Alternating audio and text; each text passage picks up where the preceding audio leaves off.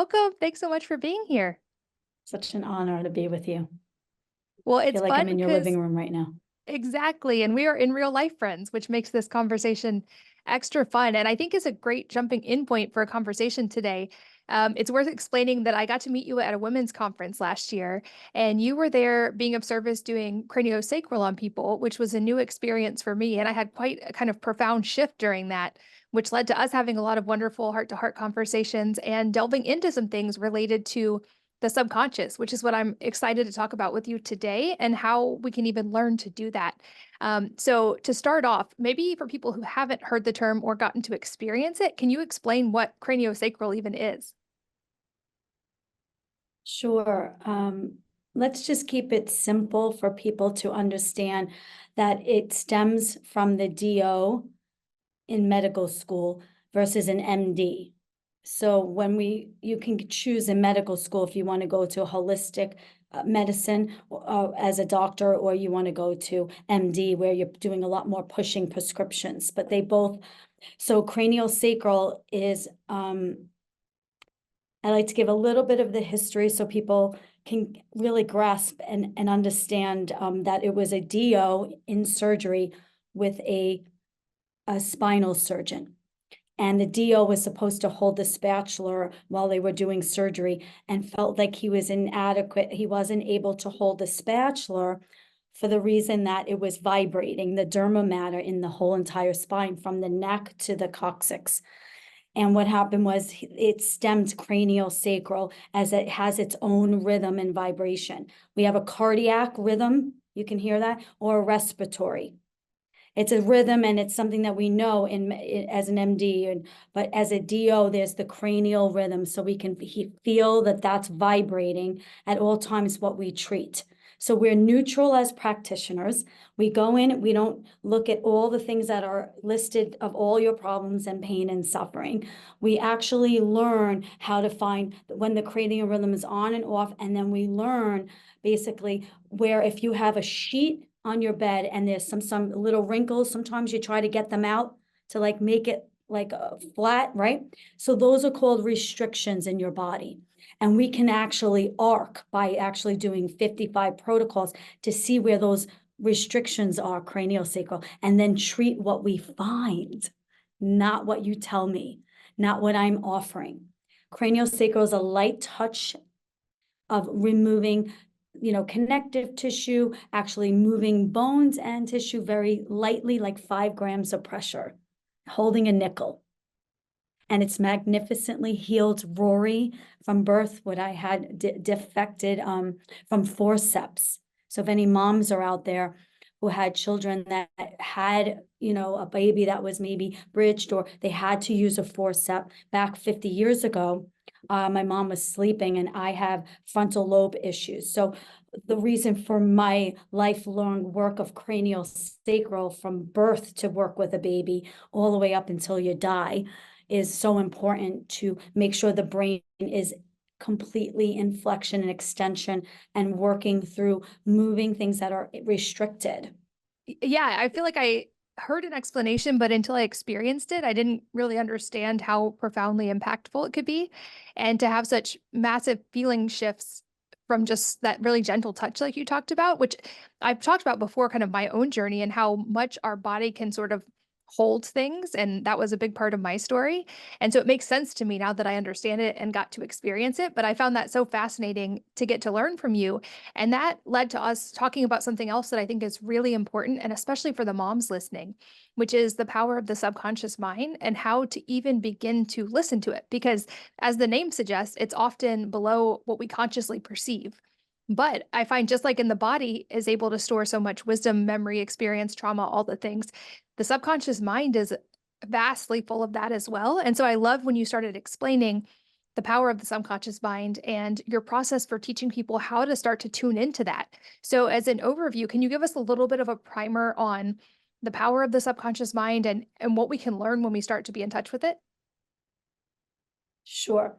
So craniosacral is the family of craniosacral. And then when someone comes to a place where they don't have the pain and they don't have the vision, it's called somatic emotional release.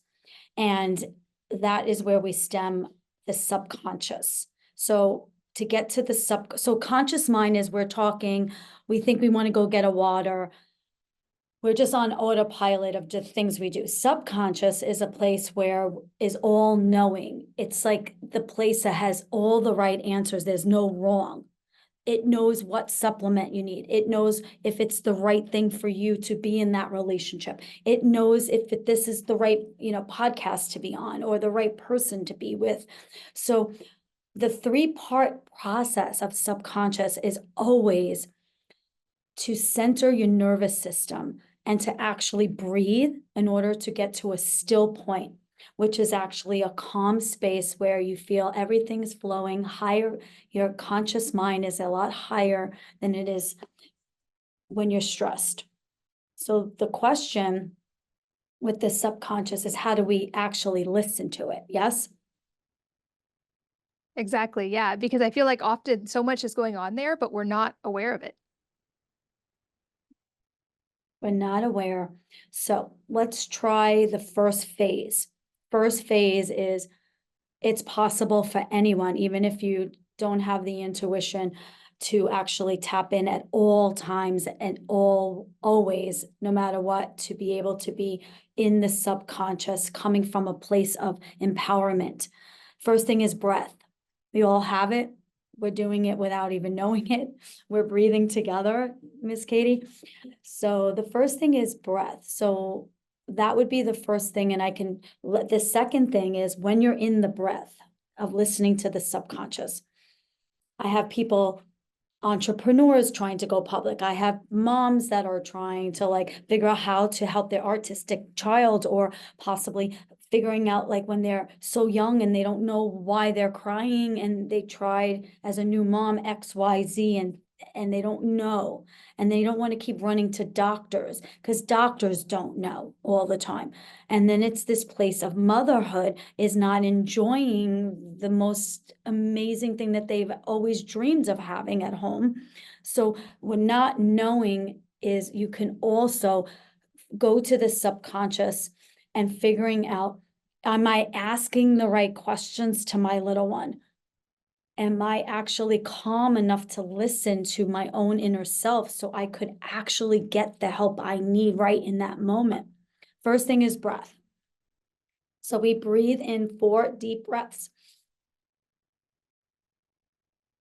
We hold for 4 breaths.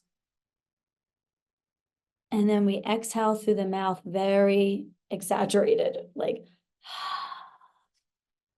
and then when I get them about 10 times to really be in that space, I have them close their eyes, and the first thing that they see is the second phase that I have them do. It could be a thought, it could be a color, it could be a shape, it could be an image, and I allow them to say, that's the thing we're going to work with today. Okay, so then so don't rationalize after the fact that you breathe, you close your eyes, and you see what you see. Okay, and then we dialogue with whatever we see, and that's the third part of the process of the subconscious. Okay, what I'm doing is about listening to the subconscious. It's like the best thing to do with someone who has a lot of ADD, really doesn't trust their intuition, and really doesn't know this kind of work. I always say, let's create a question that's heavy on your heart and you want to work with. Okay, so they come with, then they go, oh, I have so many things. I go, okay, well then let's breathe. And then I go, well, you have 4 areas that you can work with today. So I help them put a nice circle around a piece of paper. I go, I do a little walking meditation, and I say, okay, do you want to work on your limiting beliefs? Do you want to work on your financials? Do you want to work on your spiritual, or do you want to work on the relationships? Because we can always work on multiple things. Life is fast. So I bring them into a breath work. I bring them into a guided meditation.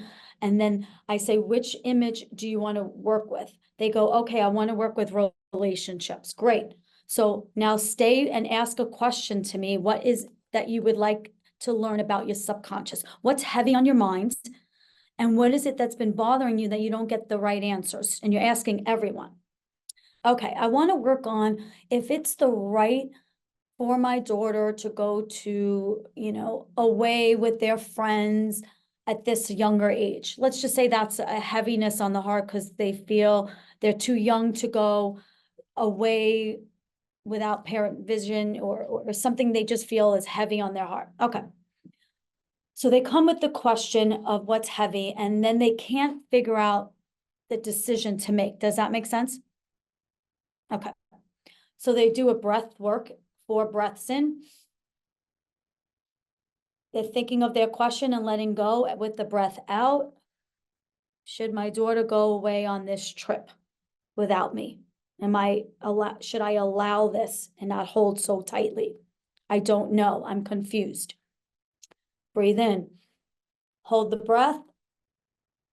Exhale. You're just now letting go as I'm, not thinking about the question, but it's in your subconscious of wanting an answer, but not to fight it. And then the last breath, by the 10th one, they're completely in a really blissful state. And then I might say, tell me what's going on right now. And they'll be like, oh, I see a flag. Okay, tell me what the flag is saying to you. The flag is now saying to me, it's waving. What do you want to say to the flag? Oh, tell me more. So what we do is breathe.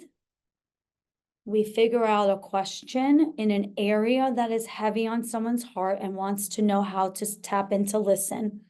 And then whatever shows up is the image to work with. The flag just showed me a flag, right? So I would dialogue with the flag back and forth, and I would have this place where I would have a dialogue that would feel really peaceful to.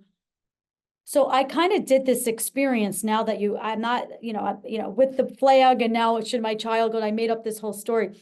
And what it did, because I do it fast, was this moment where I saw myself waving goodbye and to flow like the flag flows and stop being not fluidity and so rigid. So that's where I got peace to say, be like the flag and flow. Allow the children to flow, allow them to go and have their purpose and love and guidance and not be so, afraid with my own doubt and fears. So that's the process I just did, which was a makeup experience, as if I made believe I was the mom having that experience that needed to know. Now that I saw the image, I felt like peace and that I can move forward. And that's how you listen, by an image or a category. So you want to do that one over? We can. I love that. I think that's a very relevant example because many moms listening, like I have teenagers, have probably had an experience where they're like, is my kid ready for this? I don't know. And what struck me also in what you just did in that example is the importance of breath, like you mentioned, and also of just making room for stillness and quiet and allowing things to come up. It seems like this is a potentially more difficult task in the modern world where we have demands on our time and attention constantly. But it seems like so much is found in that stillness. Do you ever have people who have a hard time learning to listen or to tune in, or if you ask them, what do you see or what do you hear? They don't know, or they're like, I don't see anything, I don't hear anything. And what do you tell those people? That's like 90% of my people, and it's amazing. So what works is I ask them, do you have an imagination? And if it was your imagination, what would you see? Like, and then they go, oh, I would see, and then I have a new image to show you, the loudspeaker that's screaming across the field when someone's, those microphone things. I go, oh, okay, well, let's use that as the image, because they had the imagination. So it always works. I've 26 years doing this work. Do you have an imagination? Percent of people are going to say yes, they kind of have imagination. You'll get the 1 or 2% that are like, no, I don't see anything. I'm like, that's called resistance. That's totally fine. We stay in the resistance and we fight whatever is showing up in the moment. And that's real to them. Black, can't see anything, can't, I'm completely wiped out, completely not in touch with the self, and completely, that's a whole smaller category of people. And there's a process to be in resistance as well as another layer of the subconscious to listen. You don't need to meditate all day long now at the top of a mountain and go, oh, my kids are now in college. Now I can breathe and think. Think in the moment that you can hear all the time, but it does require a little work. And the thing is, no one wants to work, but it's the thing that works the most because it's coming from self. It's not coming from your grandmother, your mother, your best friend, the coach, the principal, the doctor. It's saying, I want to know firsthand to listen. I'm going to ask my questions. I'm going to be okay with not fighting to get the answers. That's why you have people like myself and coaches and practitioners to go for the bigger things in life. But the little things, should I have peanut butter and jelly? The doctor said no sugar. Like little things are tangibly okay. If you feel good about it and you feel yes, you won't have doubt and fear, and you'll give the peanut butter sandwich with joy and not guilt or worry. And that child will actually receive the peanut butter sandwich versus the fear that you're going to do it anyway. So anyway, I'm getting deep on this. Sorry. Well, I love that. And I think you brought up a really important point. And last year at one point, I had someone at an event who was doing TikTok videos come up and want to film a video. And the question he asked me was, what are the three worst things we can put in the human body? And I think he wanted me to say like glyphosate and sugar or whatever, something would have been the typical answer. And my response was fear, guilt, and shame. Because then no matter how good the thing you're putting in your body is, your body's not going to integrate it well because you are in fear, guilt, and shame, or your kid is in fear, guilt, and shame. So that wasn't the answer he's looking for. But I feel like you just touched on that as well of like, if we are able to release those emotions, we make so much more space for grace, ease, and joy or bliss. And I know that gets into the realm of the esoteric a little bit, but I've seen in my own life how profoundly these shifts you're talking about can impact not just our mental health and our emotions, but also our physical health responds to our inner state as well. And I know you've helped lots of people with that duality and helping them improve in both or all three areas as well. I actually work more with the parents than the kids. The kids get me sometimes and they do some little drawings on the subconscious and their fevers break. But the heartache that I have to deal with is that the child saying that they're worried about their mom crying or the mom not leaving them be, and they're smarter, greater, and they have their own soul, they have their own way of wanting to come through this life. And that's the part that I have more. The moms split their sessions together. They have the child on the thing and they're like, I think I need this. I need to get help here. Because they get better, the moms I work with, and then their babies and their teenagers get better. There's no, oh, they're 13 or oh, they're 2 or they're having these stages. They're like staying connected with this work where those stages of the norm that say happen between moms and teenagers and moms and 2-year-olds, I'm noticing that they are working today. The work is being done for a lot with moms. And when they let go and they're doing it, that child is doing better in school. They're not being so awkward with the bullying, like the things that happen in schools, and they're going, oh, mom is backing off, or mom is now they can see, that there's a shift. Now, when the mom shifts, which is brilliant, I then work on the teenagers to actually work on their belief systems that mom is now sober or mom is now doing something different. Okay. Because it's one thing to say, okay, let's work on mom. but it was a lot of damage sometimes in the relationship of what they have noticed.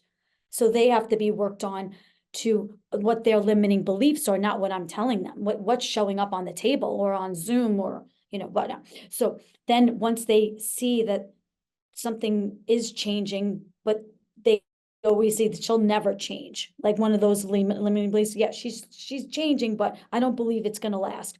Then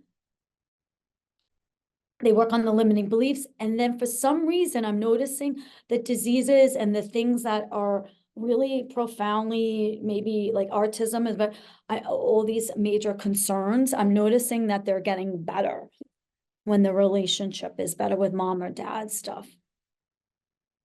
That's That what's makes going sense. on. Because it seems like that would be obviously a huge underlying stress for them. And to your point, that's something I've said enough on here that people might be tired of hearing it, but I always repeat it when given the chance, which is each of our kids are their own infinite autonomous being. They're not autonomous beings in process. They're not loading into being infinite autonomous beings. They already are from the very beginning. We're just helping guide them in that journey. And I've heard you say before that you already have all the answers within yourself, which to me means that's also true for our children. From the moment we have them, they also have those answers within themselves. And so, and you hear a lot of the cliches about the best thing we can do for our kids is to work on ourselves. But I think there's relevance to that. And the things you're talking about, moms set the nervous system tone for the house often. So if mom does that work and the mom finds more calm and more peace, that of course is going to ripple into the children who she's interacting with all the time. The children are so quick. I had a 4-year-old within, we had an hour session, we were booked, 22 minutes, done. Fever broke, wrote his little thing, had a dialogue with it, shared his stuff. It's amazing how fast the children could, it's the adults that we have to worry. There's a lot of layers with them. But this work is profound. I mean, I would never in a million years, I've done everything you can imagine. I was a child that was disabled from a very young age, from birth, from the forceps, and put on Ritalin at a very young age, 6 years old, trauma against things other than just certain things. And I ran around like a chicken without a head. It's like, fix me, it's part of my book. Fix me. Everything has to fix me out here. And then it was that shift that I have the answers within. And I can trust I'm being taken care of.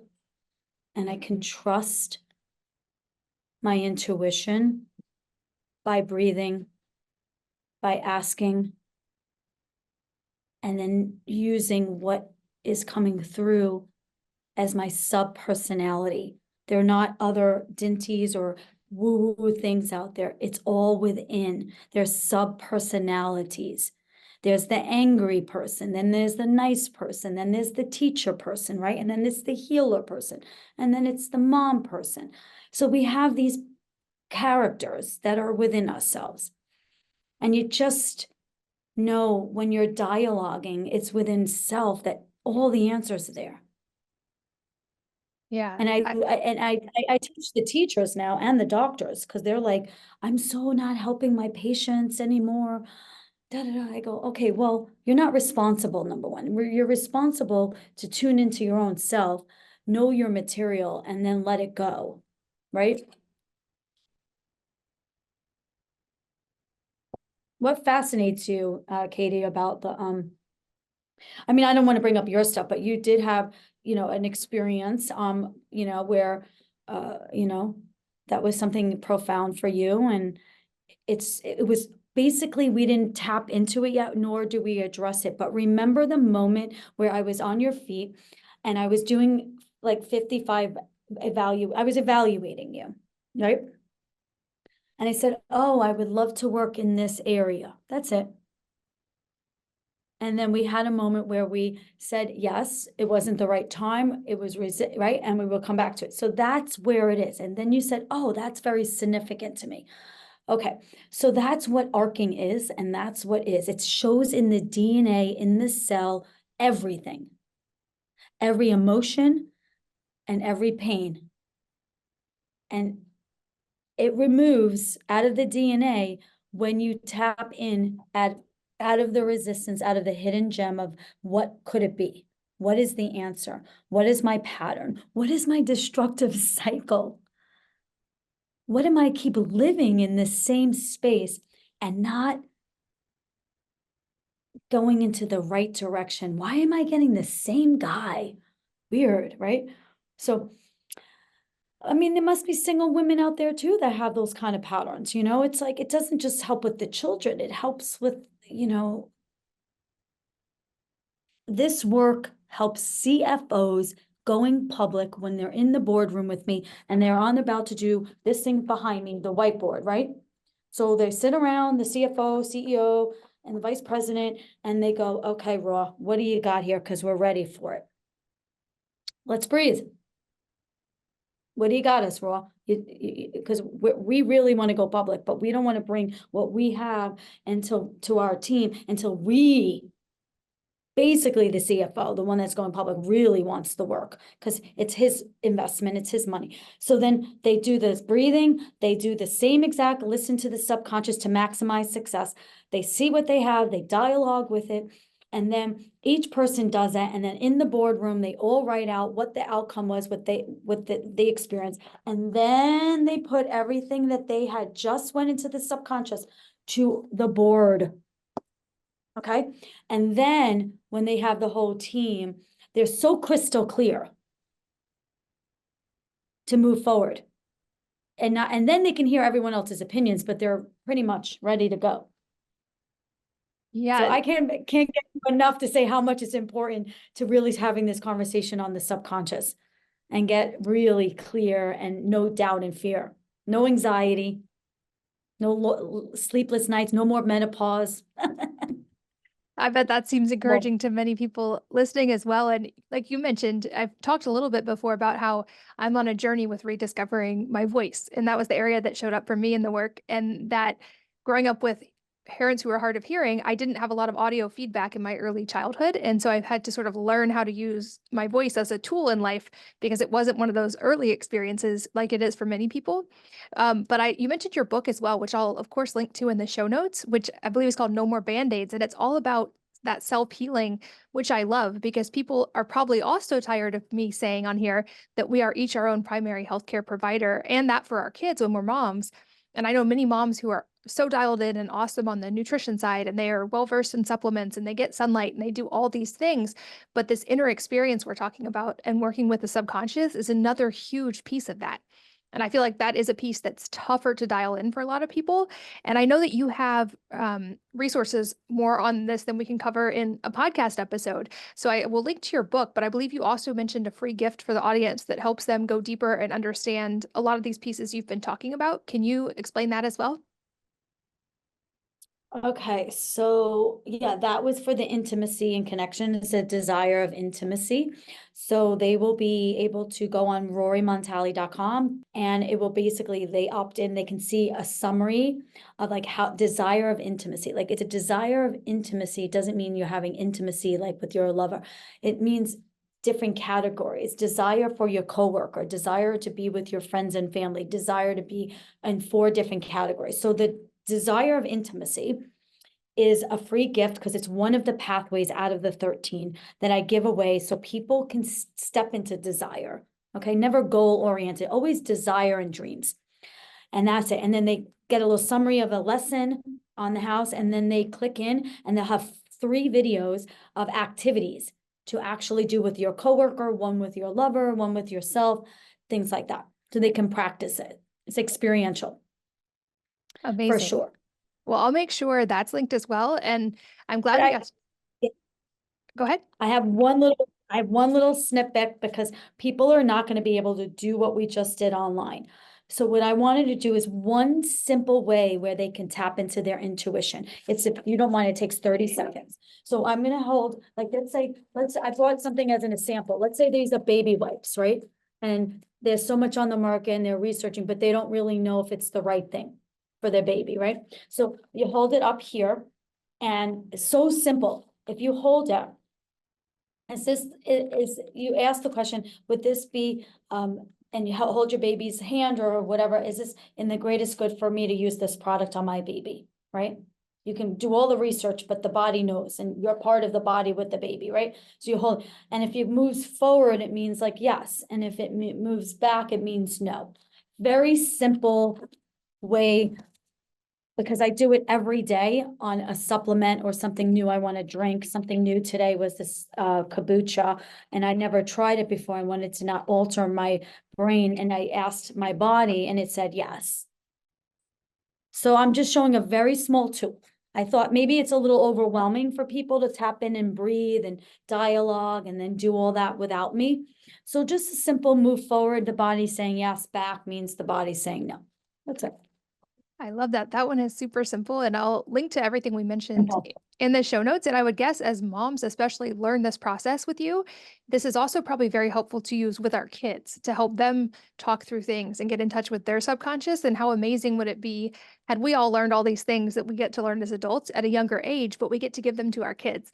So I'll make sure everybody can find all of your resources in the show notes. And you guys, please stay tuned for our next episode, which we'll get to go deeper on the intimacy and connection side. And we'll get to explain some of those things as well. But Rory, always a joy to chat with you. I love that we got to record it this time. Thank you so much for being here and for your time. And thank you for listening. I hope that you will join me again on the next episode of the Wellness Mama podcast.